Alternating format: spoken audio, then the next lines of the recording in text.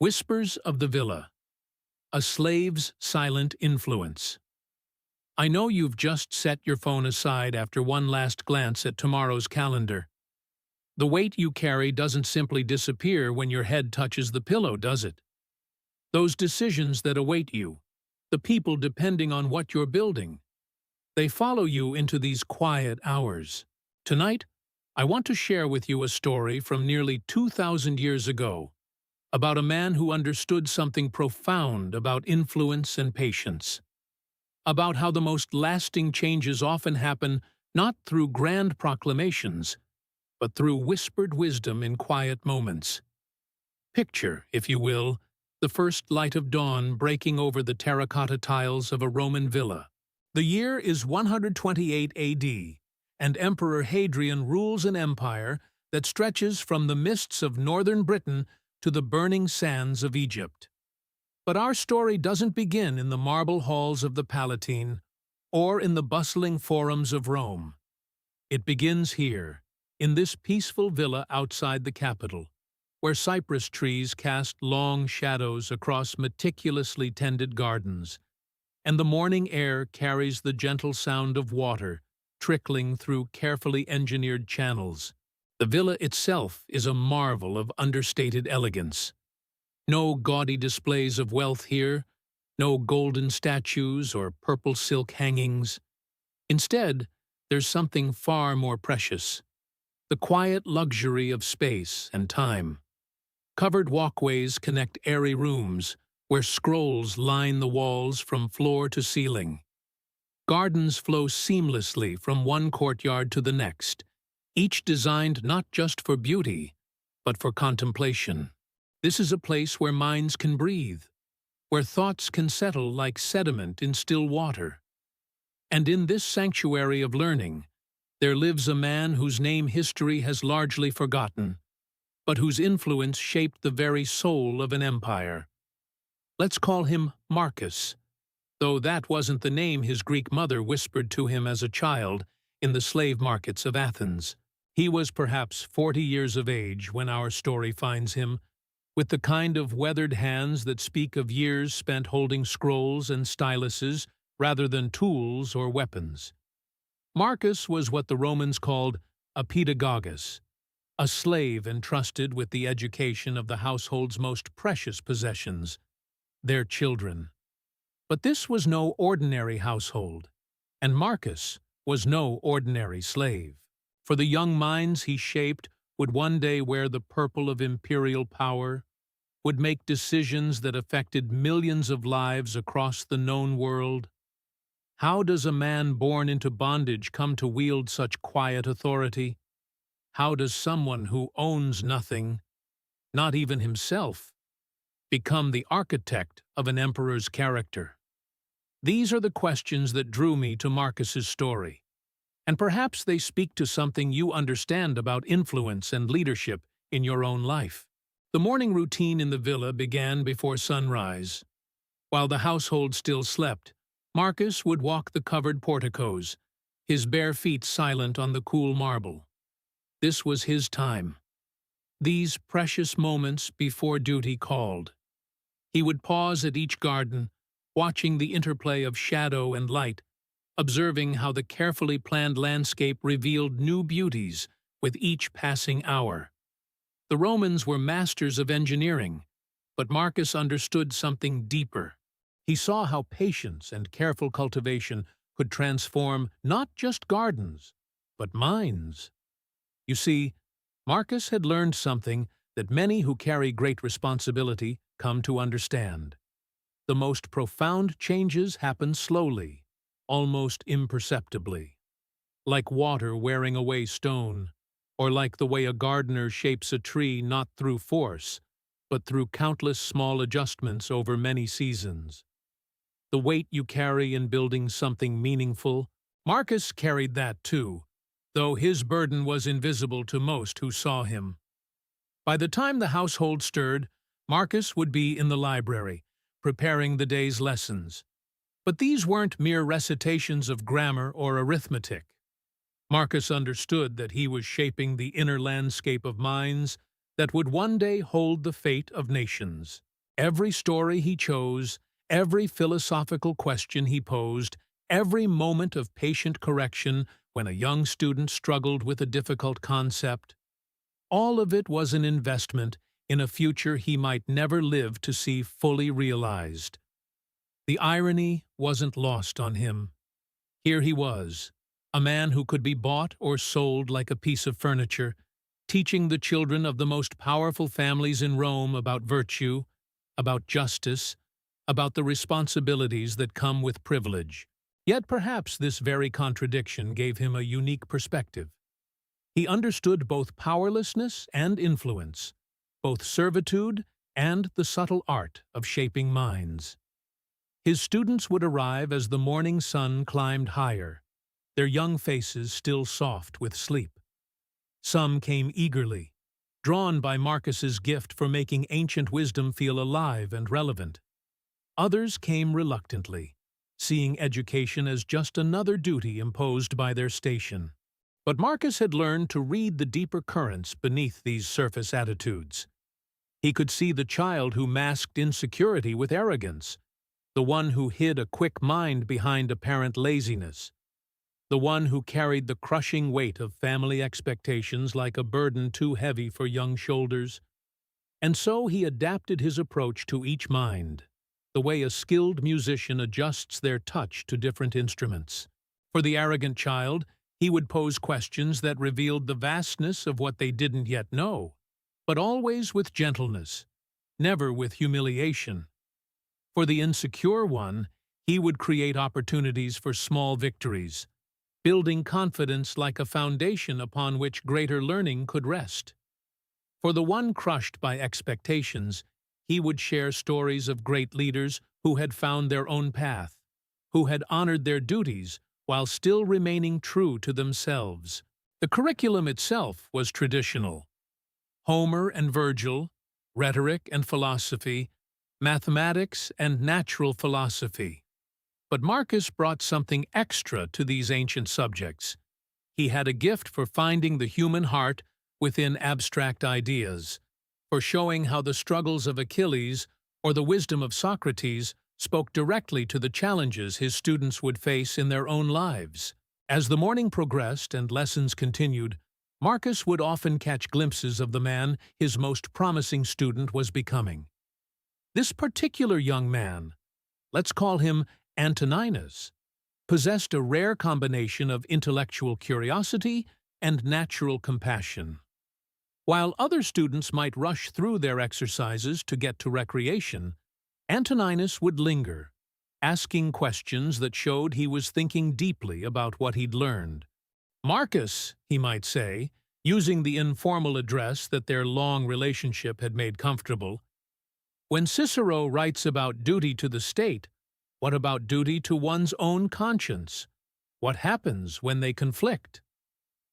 These were the moments Marcus treasured, not because they were easy, quite the opposite. These questions had no simple answers, and Marcus was careful never to pretend they did. Instead, he would guide Antoninus through the thinking process, helping him see the question from multiple angles, teaching him to hold complexity without rushing to premature certainty. "What do you think, young master?" Marcus might reply, though the formal address was softened by genuine affection. "Can you think of examples from history where leaders faced such conflicts? How did they choose? And more importantly, how do we judge their choices now, with the wisdom of time?" This was Marcus's particular genius. He rarely gave direct answers to the most important questions. Instead, he taught his students how to think, how to wrestle with moral complexity, how to find wisdom in uncertainty. He was building not just educated minds, but thoughtful souls capable of bearing the weight of leadership with grace and wisdom. The villa's afternoon hours brought a different rhythm. Formal lessons would give way to walks in the gardens, where learning continued in a more relaxed atmosphere. Marcus might point out how the gardeners had trained a vine to grow along a particular path, drawing parallels to how patience and gentle guidance could shape human character.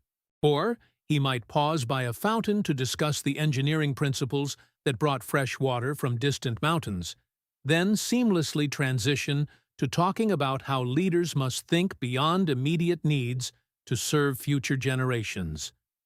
These weren't calculated teaching moments. Marcus had lived and breathed these ideas for so long that they had become part of how he saw the world.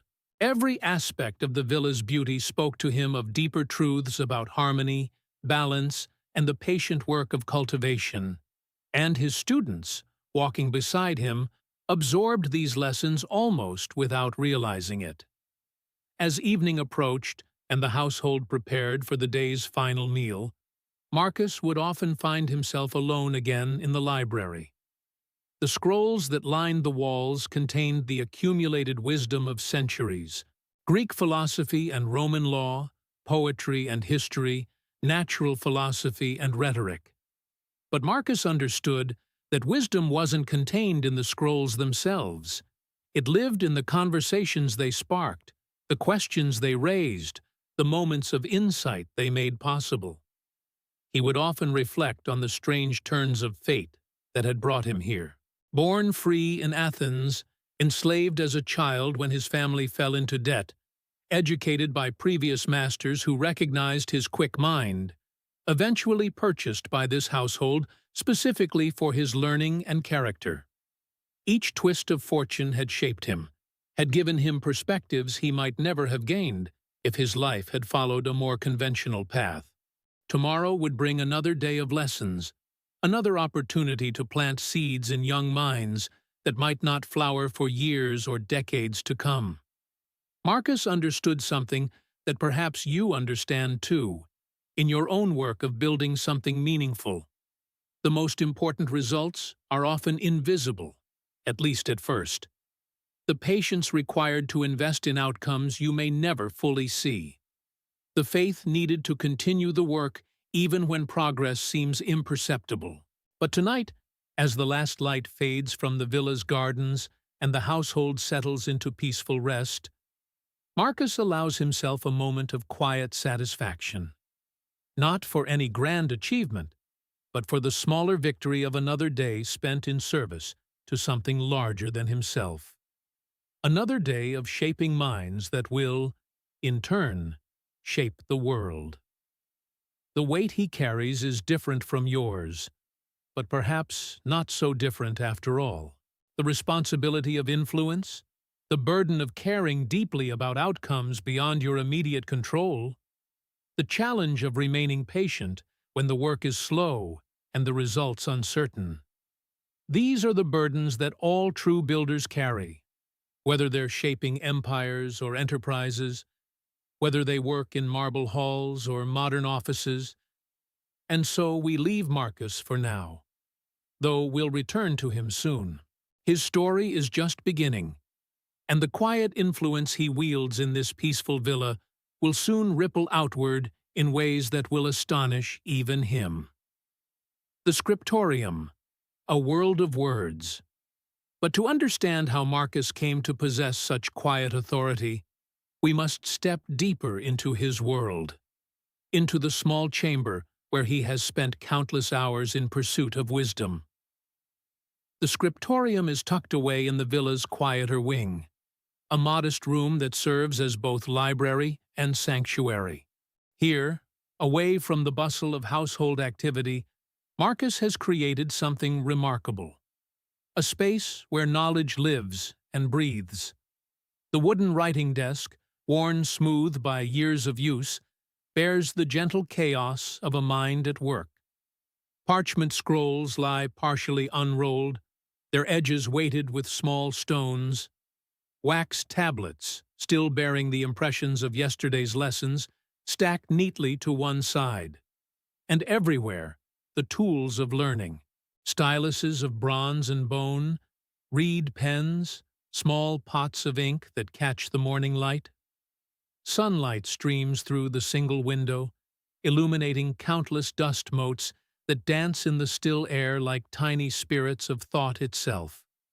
The room smells of parchment and beeswax, of olive oil, and the faint tang of iron gall ink. It is a smell that speaks of patience, of hours spent in careful study, of knowledge preserved and passed forward. You might recognize this feeling, this weight of responsibility that comes with shaping minds. Whether you're mentoring young talent in your organization or raising the next generation at home, there's something profound about standing between what was and what could be, holding the bridge between wisdom earned and wisdom shared. Marcus enters the scriptorium as dawn breaks, carrying a simple clay lamp, though he rarely needs to light it. The early hours are his own, stolen moments before the household stirs and his duties begin. Here, in this quiet sanctuary, he continues his own education. For how can one teach what one has not truly learned? The scrolls that line the wooden shelves tell the story of his intellectual journey. Homer's epics, their familiar verses worn smooth by countless readings. Plato's dialogues, dense with questions that have no easy answers. Aristotle's careful observations of the natural world. And there, given a place of honor near his desk, the teachings that have shaped his very soul. The discourses of Epictetus. Epictetus, another slave who found freedom not in changed circumstances, but in changed perspective. His words echo through Marcus's daily life like a steady heartbeat. You are not your circumstances. You are your choices. Simple words, perhaps, but they carry the weight of revolution. The quiet revolution that happens when someone decides that external conditions need not determine internal peace. This morning, like so many others, Marcus unrolls a familiar scroll and reads again the passage that never fails to center his thoughts. Some things are within our power, while others are not. The words are worn almost thin on the papyrus, touched by countless fingers seeking wisdom. Within our power are our opinion, motivation, desire, aversion, and, in a word, whatever is of our own doing. As he reads, Marcus thinks of you, of all those who carry the weight of building something meaningful in an uncertain world. The inventory of what lies within your control is surprisingly small, isn't it? Your response to setbacks, your choice of perspective when facing the impossible, your decision to remain steady when everything around you shifts like sand. The preparation of lessons requires its own form of meditation. Marcus spreads fresh wax across a tablet, smoothing it with practiced strokes, until the surface gleams like still water. Today's lesson will focus on rhetoric. Not the flashy oratory that dazzles crowds, but the deeper art of clear thinking made audible. He begins to outline the key points, his stylus moving with quiet confidence across the yielding surface. First, the importance of understanding one's audience, not to manipulate, but to serve. How can you offer what someone needs if you don't truly see them? Second, the discipline of precision, choosing words that carry exactly the weight you intend, no more, no less. And finally, the courage of conviction, speaking truth even when it's uncomfortable, especially when it's uncomfortable. These are lessons that transcend the classroom, aren't they?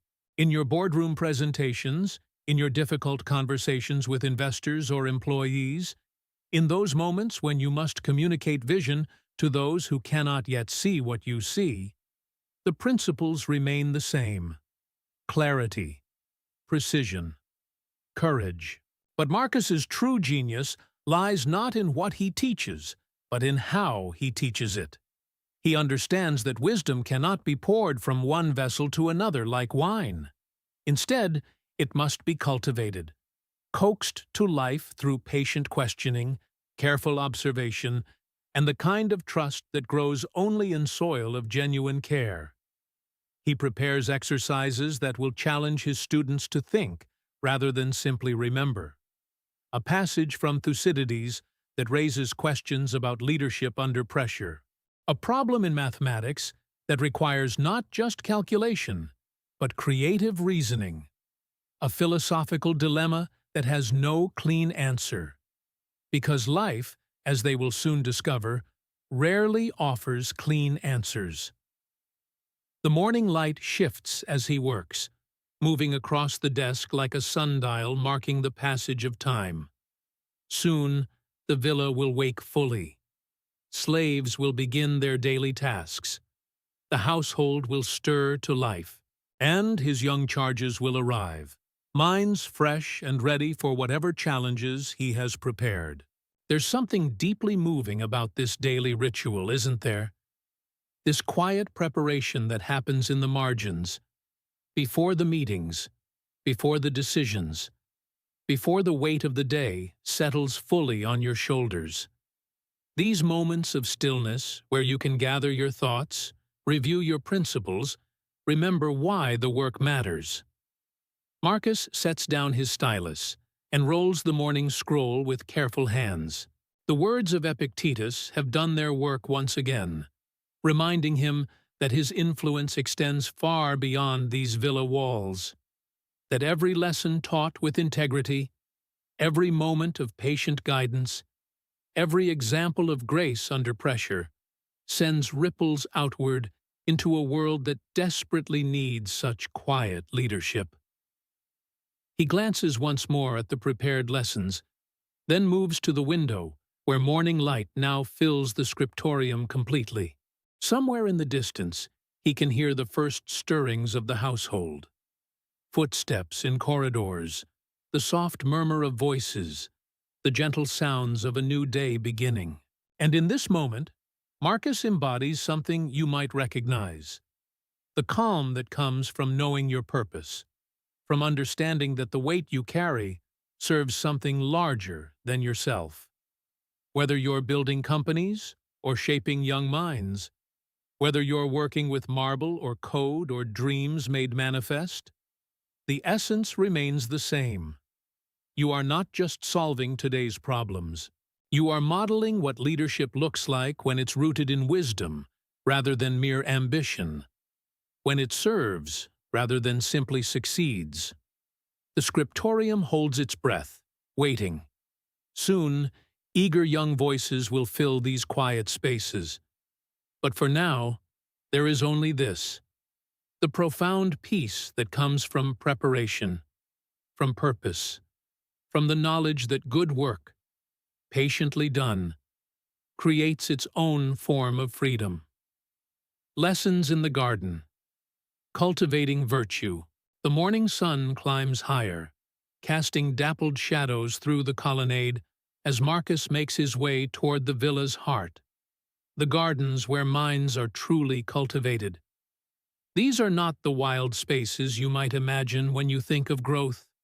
No, these are the formal gardens of Rome, where every hedge knows its place, where every path has been walked by generations of sandaled feet seeking wisdom. The very stones beneath his feet have been warmed by countless conversations about virtue, about duty, about what it means to lead well. You know this feeling, don't you? That moment when you step away from the urgent demands of your desk, when you create space for the deeper work. Not the work that screams for attention, but the work that shapes who you become. The weight you carry becomes lighter when you remember that leadership isn't just about decisions made in boardrooms. It's about the character formed in quiet moments, the principles cultivated when no one is watching. Marcus pauses beside a fountain where water falls in gentle cascades over marble carved by master craftsmen. The sound creates a natural boundary, a soft wall between the learning space and the world beyond. Here, in this carefully tended sanctuary, the future of an empire will be shaped one conversation at a time. The first student arrives as the sun finds its morning rhythm. Young Antoninus, barely 14, but already carrying himself with the careful posture of someone who knows the world is watching. His tunic bears the purple stripe that marks his destiny, but his eyes hold the same uncertainty you see in any young person trying to understand their place in the world. "Tell me," Marcus begins, settling onto a stone bench worn smooth by centuries of use, "what did you observe on your walk through the city yesterday?" It's such a simple question, but watch how it opens the door to everything that matters. Antoninus straightens, eager to impress. "I saw merchants arguing over prices, slaves carrying water, citizens debating in the forum about taxes. And what did you feel when you witnessed these scenes?" The boy hesitates. In your world, you might recognize this pause. That moment when someone realizes the question goes deeper than they expected. When the real work begins. "I felt separate from it all, like I was watching from above." Marcus nods slowly. "And why do you think that separation exists?" This is where the garden becomes more than decoration. The carefully pruned olive trees, the geometric patterns of the herb beds, the statues of philosophers placed at thoughtful intervals, all of it creates a space where difficult questions can breathe, where a young mind can wrestle with ideas that will shape nations. "Because I'm different," Antoninus says finally, "because of my birth, my position." "Different, yes," Marcus agrees, his voice carrying the patience of someone who has guided many minds through this same territory. "But what does that difference require of you?" Another student joins them. Then another. Soon, a small circle has formed in the shade of an ancient plane tree. These are the children of power, the inheritors of responsibility they didn't choose. But Marcus sees something else in their faces. The same hunger for meaning that drives you through those long days building what you're building. He reaches into a leather satchel and produces a handful of seeds. Ordinary things, the kind you might find scattered on any garden path. But in his weathered hands, they become something more. "Each of you, take one," he says. "Hold it. Feel its weight." They comply, these future leaders of the world, examining tiny seeds with the seriousness of generals studying battle plans. "What do you hold?"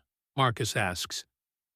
"A seed," young Faustina replies, though her voice suggests she suspects the answer is incomplete. "What else?" The silence stretches, but it's not empty. It's full of thinking, of minds reaching for connections. In your own quiet moments, you know this feeling, when understanding hovers just beyond reach, waiting for the right angle of approach. "Potential," Antoninus ventures. "Yes. And what determines whether that potential becomes an olive tree or remains forever just a seed?" "Planting it," suggests Marcus Aurelius, the youngest of the group, his voice barely above a whisper. "And then?" "Water, sunlight, care, patience," adds another. Marcus smiles, not the quick flash of approval you might give to a correct answer, but something deeper. The recognition of minds beginning to grasp something essential. "Now, apply this to yourselves. You were born into positions of influence. That is your seed. But what determines whether you become leaders worth following, or simply people who happen to hold power?" The fountain continues its gentle conversation with the morning air. Somewhere in the distance, the sounds of the villa's daily life create a soft backdrop. Servants preparing meals, horses being groomed, the quiet efficiency of a world that runs because everyone understands their role. But here, in this circle of young minds and ancient wisdom, different questions are being explored. Questions about character, about service, about what it means to tend the garden of one's own soul with the same care these gardeners bring to their olive groves. We must cultivate ourselves, Faustina says slowly, working through the metaphor, like, like tending a garden. And what does a good gardener do when weeds appear? Removes them quickly, before they spread. What are the weeds in a leader's character? Now the conversation deepens. These children of privilege begin to name the things that could corrupt their influence. Anger, greed, the intoxicating belief that power exists for its own sake, rather than for service. Marcus guides them gently, never lecturing, always questioning. He understands what you understand in your own leadership, that wisdom cannot be imposed from the outside. It must be discovered, cultivated, grown from within. And what of storms? He asks. Every garden faces seasons of difficulty. What prepares a plant to bend without breaking? Strong roots, young Marcus Aurelius offers. Deep roots, his teacher corrects gently. Roots that reach down to something permanent. Something that doesn't change when circumstances shift. As the morning progresses, the garden becomes a living classroom. They walk the paths between herb beds, discussing how small daily choices shape character. They sit beside pools of still water, exploring the difference between the power that serves and the power that merely seeks to preserve itself. These future emperors and senators are learning something you know in your bones, that the weight you carry requires more than intelligence or ambition. It requires the deep roots of principle, the patient cultivation of virtue, the understanding that true influence comes not from position, but from character. The sun climbs higher, and the lesson draws toward its natural close. But the seeds planted here, both literal and metaphorical, will continue growing long after these voices fade into the warm Roman air. The Emperor's Ear, Seeds of Wisdom. The days that follow reveal something remarkable. As you settle deeper into this ancient rhythm, notice how influence moves like water through stone, slowly, imperceptibly, but with unstoppable persistence. Marcus continues his quiet work, but now we begin to see the ripples spreading outward from that garden lesson. Young Lucius returns to his family's estate with new questions about their treatment of slaves. Gaius speaks differently to his father's steward about grain distribution to the poor. These are small changes, barely noticeable to the casual observer, but they carry the weight of transformation. And word travels, as it always does in Rome, through the intricate networks of family and friendship that bind the empire's elite together. Picture, if you will, the villa's main atrium on a warm afternoon. Sunlight filters through the compluvium, casting shifting patterns on the marble floor below. Senator Quintus Fabius, father to one of Marcus's pupils, sits across from his old friend Lucius Nerva, a man whose own son serves in the imperial household. "There's something different about the boy," Quintus murmurs, his voice carrying that mixture of pride and puzzlement that comes when a parent notices unexpected wisdom in their child. "Yesterday he questioned me about our tenant farmers, not with the usual arrogance of youth, but with genuine concern for their welfare." Nerva nods slowly, swirling wine in his cup. "My son speaks of his tutor with unusual reverence. This Marcus, he seems to plant ideas that grow slowly, like seeds finding their own season. The weight you carry as a leader, it shapes not just your decisions, but the very questions you learn to ask. These Roman fathers are beginning to see their sons asking better questions, questions about justice rather than just profit, about service rather than just power, about character rather than just appearance. Within weeks, these conversations reach the Palatine Hill itself. Emperor Hadrian, that restless architect of empire, sits in his private study overlooking the Forum. The day's administrative duties are complete. Reports from Britain about his Great Wall, updates on the rebuilding of Jerusalem, endless details of governance that stretch across 3 continents. But tonight, his attention is captured by something closer to home. Young Marcus Nerva, son of his trusted advisor, has just presented a remarkable proposal for improving grain distribution in the eastern provinces. Not remarkable for its innovation, though it is clever, but for its underlying philosophy. The proposal speaks of responsibility to subjects as if they were family members, of wealth as a trust to be stewarded rather than hoarded, of leadership as service rather than privilege. Where did these ideas originate? Hadrian asks, his keen eyes studying the young man's face. My tutor speaks often of such things, Caesar. He says that power without principle is merely organized violence, and that true strength comes from lifting others rather than standing upon them. Hadrian leans back in his chair, fingers steepled. He has heard whispers of this tutor, a Greek slave of unusual wisdom who shapes young minds in ways that produce unexpectedly thoughtful citizens.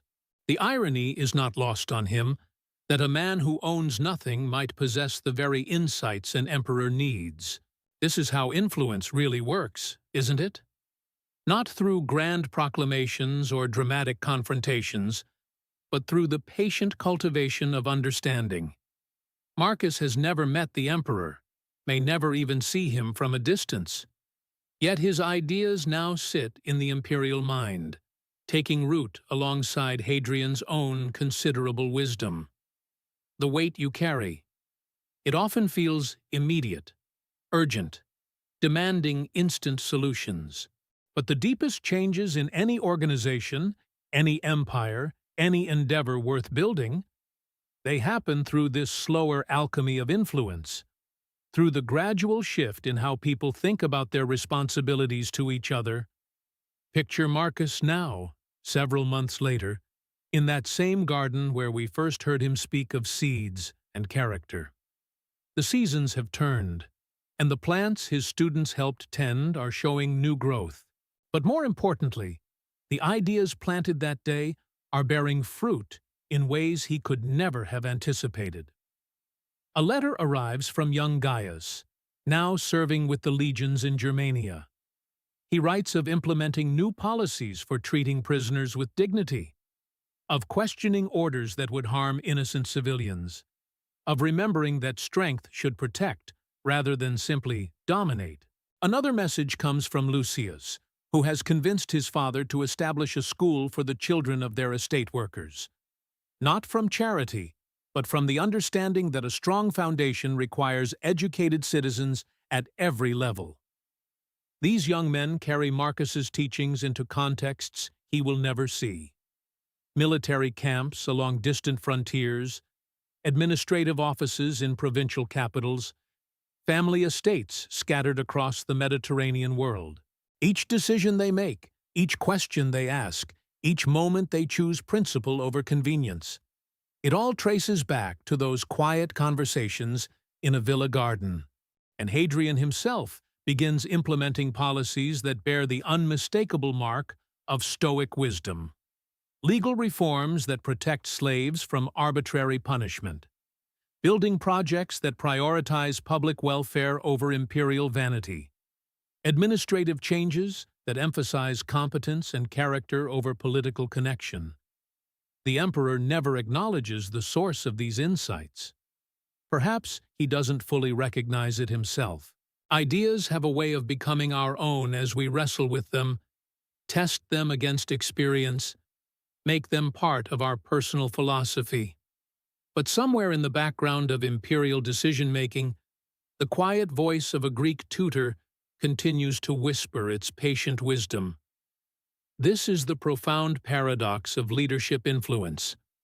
Marcus wields more power than many senators, yet he owns nothing, commands no legions, appears on no official documents.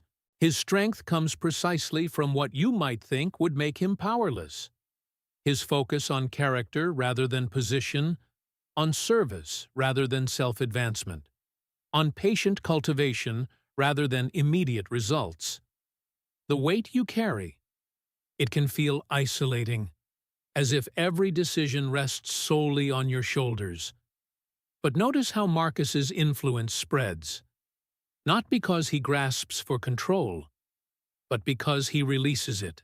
Not because he demands recognition, but because he focuses entirely on the growth of others. As evening settles over the villa, Marcus sits in his simple quarters, reviewing scrolls by lamplight. Tomorrow will bring new lessons, new opportunities to plant seeds of wisdom in young minds. He has no way of knowing that his ideas now influence imperial policy, that his teachings shape military conduct across the empire, that his patient work in this quiet garden is changing the very character of Roman leadership. Perhaps that's exactly as it should be. The deepest influence often works best in shadow. Quiet, persistent, focused not on credit, but on cultivation. Not on immediate results, but on the slow, sure growth of understanding. The lamp flickers lower, and Marcus sets aside his scrolls. Outside, the garden sleeps under starlight, its seeds continuing their invisible work of transformation. Just as ideas, once planted in receptive minds, continue growing long after the teacher's voice has faded into silence. Twilight Reflections, a lasting legacy. Marcus rises slowly from his writing desk, joints protesting the long hours bent over parchment. The villa has settled into its deepest quiet now. That profound stillness that comes only in the small hours when even the most restless minds begin to surrender to sleep. He moves through corridors he has walked for 30 years, past frescoes depicting gods and heroes whose stories he has told countless times. But tonight, something draws him not to his modest chamber, but to the library. That sanctuary where so many seeds of wisdom have been planted, watered, and tended into bloom. The heavy wooden door opens with barely a whisper. Moonlight streams through the single window, casting silver rectangles across the floor, illuminating dust motes that dance like memories in the still air. Row upon row of scrolls line the walls. Homer and Hesiod, Aristotle and Plato, and yes, there on the highest shelf, the precious teachings of Epictetus, his master's words, preserved in careful script. The scent of aged papyrus mingles with beeswax from the small lamp he kindles. This room holds more than knowledge. It contains the accumulated wisdom of centuries, waiting patiently for the next seeking mind to unlock its treasures. Marcus settles into the worn chair where he has conducted so many private tutorials. How many young Romans have sat across from him in this very spot? How many questions have echoed off these walls? He closes his eyes and can almost hear their voices again. But Marcus, young Lucius had asked just weeks ago, if virtue is truly its own reward, why does the world seem to celebrate those who grasp for power and gold? The question had hung in the lamplight between them, honest and searching. Marcus had smiled then, recognizing the eternal struggle every thinking person faces, the tension between what appears successful and what actually creates lasting fulfillment. "Tell me, Lucius," he had replied, "when you watch a merchant counting coins, what do you see in his eyes?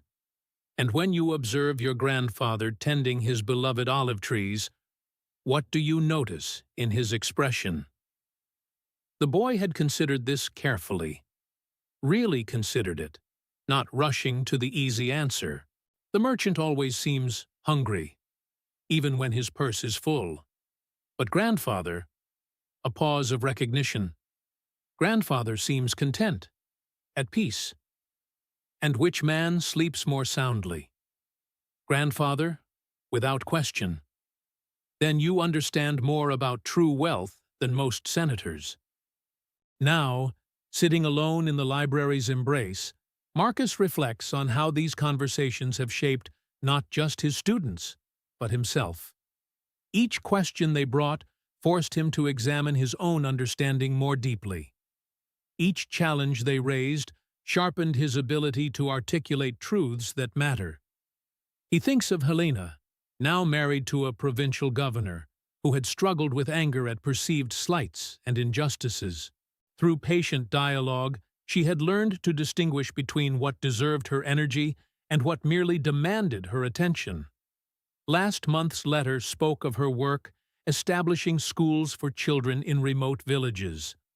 Her fury transformed into focused action for genuine good. There was Marcus Aurelius, not yet emperor, but already showing the weight of future responsibility in his thoughtful silences.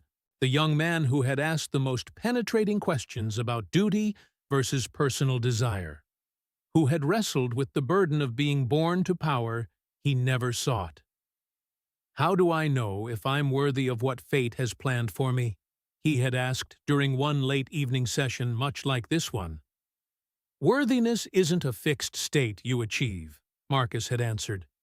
"It's a daily choice you make. Each morning, you can choose to grow more worthy of your responsibilities, or you can choose to remain as you are. The choice itself is what makes you worthy." The future emperor had nodded slowly, understanding flickering in his eyes like the lamp flame between them. Marcus opens his eyes and gazes at the scrolls surrounding him. Each contains someone's attempt to capture and preserve wisdom, to build bridges across time so that hard-won understanding need not die with its discoverer. This library represents humanity's greatest achievement, not the conquest of territories or the accumulation of treasure, but the patient preservation and transmission of insight from one generation to the next. He has been privileged to serve as one link in this eternal chain. A slave by law, perhaps, but free in the ways that matter most. Free to think, to question, to grow, and most importantly, to help others do the same. The irony has never escaped him. Born into bondage, he has spent his life liberating minds. Owned by others, he has helped young Romans discover their own authentic selves. Denied formal power, he has influenced the very foundations of imperial policy through the character of those he has taught. This is the deepest teaching of his master Epictetus, that external circumstances, however harsh, cannot touch the essential core of who you choose to become. The body may be constrained, but the mind and spirit remain sovereign territory, subject only to the laws you accept for yourself.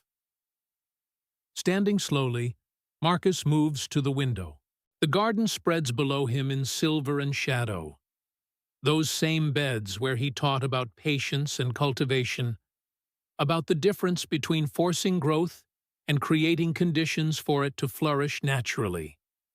Tomorrow, new students will arrive, fresh minds carrying their own questions, their own struggles, their own potential for wisdom. And he will continue the work, not because duty demands it, though it does, but because this is what brings meaning to existence. This is how one small life can touch eternity. The lamp burns lower, casting dancing shadows on the scroll-lined walls. Somewhere in the villa, his current students sleep, their dreams perhaps touched by the day's discussions. Across the empire, his former pupils carry forward the conversations they began in this very room, applying stoic principles to military campaigns, administrative challenges, family responsibilities. The influence spreads in ways he will never fully know. A judge showing mercy because he remembers lessons about common humanity. A governor choosing justice over expedience because he recalls discussions about virtue. A future emperor making decisions guided by principles learned in patient dialogue with a slave who understood that true authority comes not from position, but from wisdom. Marcus extinguishes the lamp and moves toward the door. The library settles back into darkness, but the ideas it contains continue their invisible work, growing, spreading, transforming. Like seeds in winter soil, they wait for the right moment to push toward light. This is enough. This is more than enough. To have played some small part in the great conversation that spans generations, to have helped young minds discover their own capacity for wisdom and virtue, to have demonstrated that influence and authority are very different things, and that the deepest kind of power serves rather than dominates. The corridor stretches ahead, leading to rest well earned. Behind him, the library holds its treasures in patient silence, ready for tomorrow's seekers. And in the garden below, seeds continue their quiet work of becoming, just as ideas, once planted in fertile minds, continue growing long after the teacher's voice fades into the peaceful darkness of a Roman night.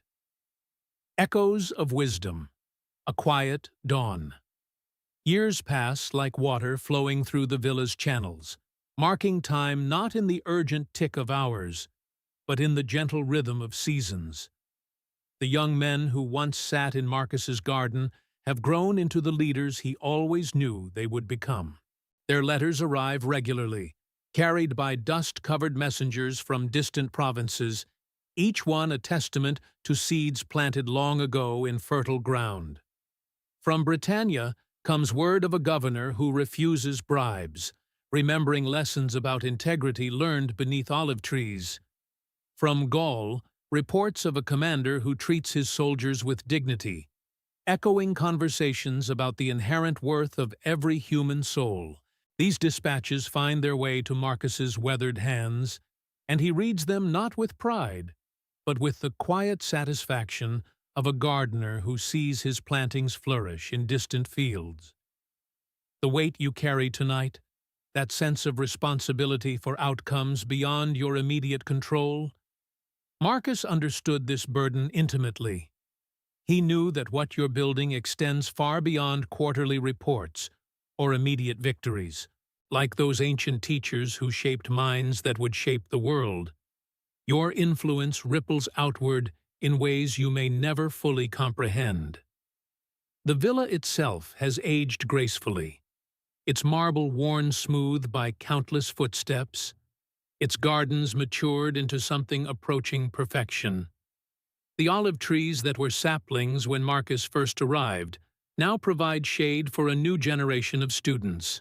The fountain still murmurs its endless conversation with the morning air, and the scrolls in the library have multiplied like living things, fed by the constant hunger for wisdom that Marcus has cultivated in his charges. In the early hours before dawn, when the world holds its breath between night and day, Marcus makes his way to a secluded corner of the garden that few others know exists. Here, tucked away behind a screen of climbing jasmine, sits a simple stone bench worn smooth by years of contemplation. This is his sanctuary, his place of return, when the day's teaching is done and the evening's preparations are complete. The bench faces east, positioned to catch the first whispers of sunrise as they creep across the Roman hills. Moss has claimed portions of the surrounding stones, softening their edges with verdant patience. Small wildflowers have seeded themselves in the cracks between pavers, creating an unplanned beauty that speaks to the wisdom of letting some things grow without interference.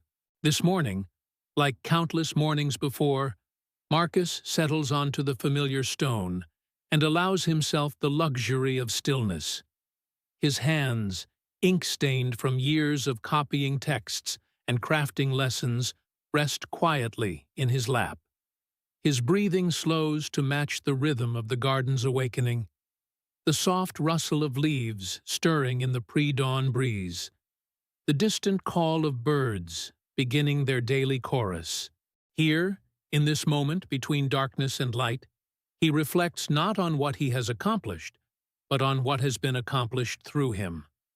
The distinction matters deeply to someone schooled in Stoic wisdom. Personal glory fades like morning mist, but the transmission of truth from one generation to the next creates something eternal, something that transcends the temporary vessel of any individual teacher. You know this feeling, don't you? Those rare moments when the constant pressure of decision-making lifts, when the weight you carry feels less like burden and more like privilege, when you glimpse the larger pattern that your daily struggles are weaving into existence. Marcus found this peace not by escaping his responsibilities, but by understanding his place within something infinitely larger than himself. The first pale light begins to touch the garden's eastern edge, painting the world in shades of pearl and gold.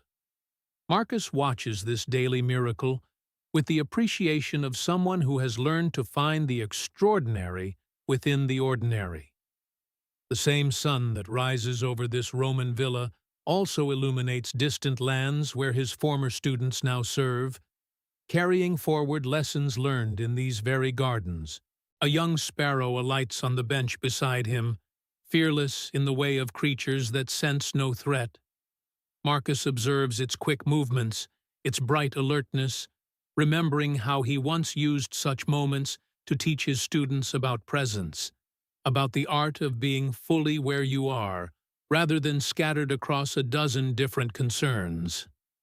The bird's visit is brief, a moment of shared space before it flutters away to pursue whatever urgent business drives sparrows in the early morning. But something in that simple encounter speaks to the heart of what Marcus has spent his life understanding. That influence often comes through the smallest gestures, the briefest connections, the willingness to share space without demanding anything in return. As the light strengthens, details emerge from shadow like memories surfacing from deep water. The careful arrangement of herbs along the garden's border, each plant chosen not just for beauty, but for purpose.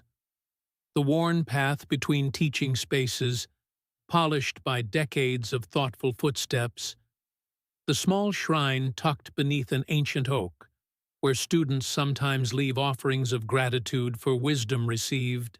These physical markers tell the story of a life dedicated to cultivation in its deepest sense. Not just the cultivation of plants, though the garden thrives under Marcus's patient attention. Not just the cultivation of knowledge, though his library grows richer each year, but the cultivation of human potential, the patient work of helping others discover what they're capable of becoming. The morning air carries scents that have become the signature of this place. Rosemary and lavender, fresh earth and old stone, the faint sweetness of jasmine beginning to bloom.